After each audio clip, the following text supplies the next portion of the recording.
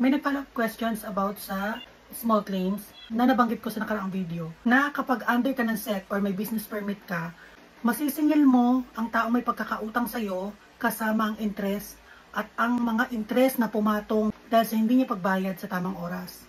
Ano naman ang mangyayari doon sa complaint na kung saan ang nagpautang ay hindi under ng SEC or wala siyang business permit o walang tax ang government na kukuha sa pagpapautang niya. Kapag hindi kayo nagkasundo sa barangay, iaakit mo siya ng korte gamit ang CFA. Sa korte, tatanungin ka kung under ka ng SEC ang pagpapautang mo o hindi. Kung sakaling wala kang permit para magpautang, ang sisingilin lamang doon sa taong may pagkakautang sa'yo sa pagkakasampa mo ng civil case na small claims ay yung mismong principal. Pero paano kung sobrang bait mo sa kapwa mo at ang ipinautang mo ay ang mga sarili mong pribilehiyo para sa mga bangkong nakapangalan sa'yo na kung saan ito ay may sariling interest na ibinibigay sa mga taong naglo-loan or nagka-cash loan. Ako ay nagpapautang sa mga kaibigan, sa mga kakilala na ang akala ko ay pagkakatiwalaan ko gamit ang bangko ko, gamit ang credit card. Sa credit card, dito ay meron akong kakayahan para manghiram through installment. Doon ay pinapatawan nila ng interest. Kung dumating sa point na magharap kayo sa korte, kinakailangan ay dala mo ang lahat ng dokumento mo, bank statement, na kung saan merong pruweba na ikaw ay nag-loan sa bangko para ipautang sa taong kala mo ay mapagkakatiwalaan. Nang sa gayon, ang interest na ibinigay sa iyo ng bangko ay maisama doon sa taong nagkaroon ng atraso sa bangko mo. Pagsasama-samahin lahat ng interest base sa bank statement, kasama ang principal na utang ng taong umutang sa'yo. Dahil sobrang mali nga naman na ginawan mo na nga ng paraan na makautang sa sarili mong bangko na dapat na sa'yo lang yung taong lumapit sa'yo, tapos hindi ka pa babayaran sa tamang oras. Bibigyan ka pa ng sakit ng ulo para iakyat sa korte para mapilitang magbayad yung taong yun. Napakalaking unfair na ang taong umutang sa taong umutang din para pagkautangan ka na may pataw na interest ay yung taong nagpautang sa'yo ang magbabayad ng interest. Masyado naman na makapalamuka ng taong umutang sa'yo.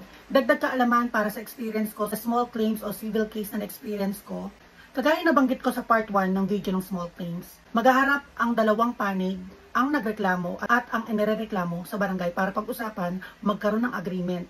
Sa agreement na ito ay kakausapin ng lupon ng barangay ang taong umutang sa'yo para tanungin kung magkano ang kakayahan niya para maghulog ulit.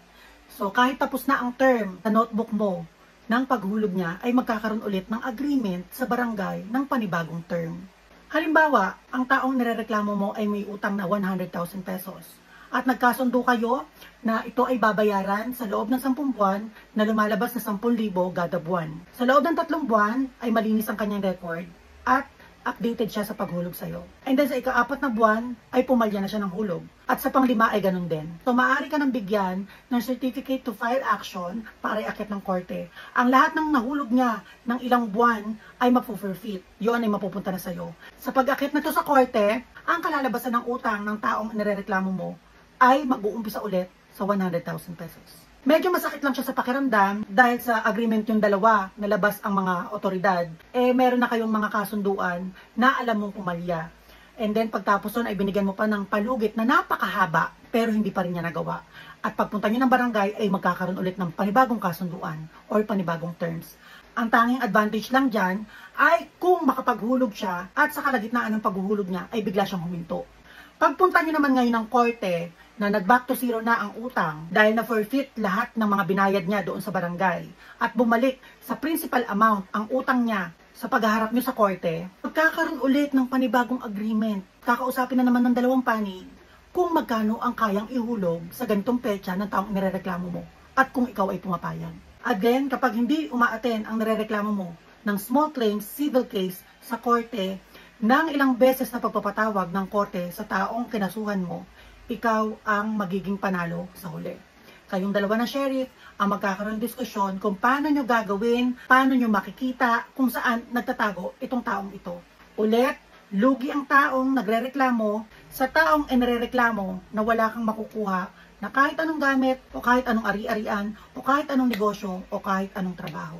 Pero kung sakaling ang nirereklamo mo ay meron namang kahit papaano, ang ititira lamang sa kanya ay yung mga kasangkapang panluto kagaya ng mga kalan, pinggan o lutuan. Kung meron sasakyan ang nirereklamo mo kagaya ng motor o kotse, yon ay mahahatak at mau-auction sa korte Kagaya ng mga ari-arian na makokolekta doon sa taong may utang sa'yo. Kung ayaw nyo nandanasin ang stress na ibinibigay dahil sa napakaraming kasunduan, simula ngayon, itanim nyo na sa isip nyo na wag nang susubok ng mga taong hindi nyo pa napapautang. Meron tayong mga pag-iisip na kahit ilang beses tayo naloko, sasabihin pa natin sa sarili natin na kapag may first time na umutang sa atin o humingi ng tulong, nasa isip natin na hindi ko pa naman ito nasusubok Wala pa naman tong record sa akin.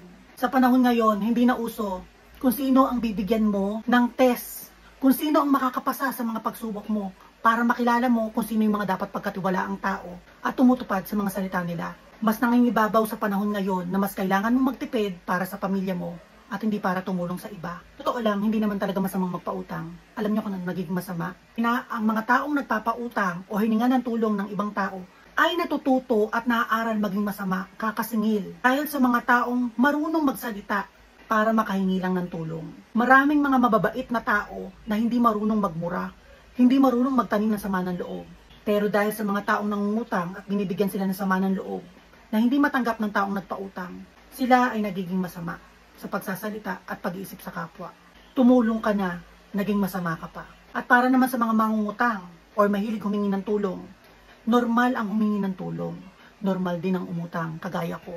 Kapag kailangan na kailangan ko, umuutang din ako. Pero sana sa bawat pag-utang natin, huwag nating kakalimutan na ang utang na pera ay nababayaran. Pero kailanman, hindi mababayaran ang utang na loob. Merong taong tumulong sa'yo at nagbigay sa'yo ng kamay noong mga panahong walang-wala ka. Huwag mo naman sanang baliwalain yun. Matuto kayong pahalagahan kung kanino kayong mga tao nakakahiram. Dahil baka isang araw, dumating yung pagkakataon na sobrang nangangailangan ka at wala ka nang malapitan. Huwag mo sisisihin ang kapwa mo. Wala kang dapat ibang sisihin kundi ang sarili mo. Dahil naaral mo kung paano ang mangutang, kung paano ang humingi ng tulong, pero hindi mo natutunan pahalagahan yung mga taong konti lang na nakakatulong sa'yo.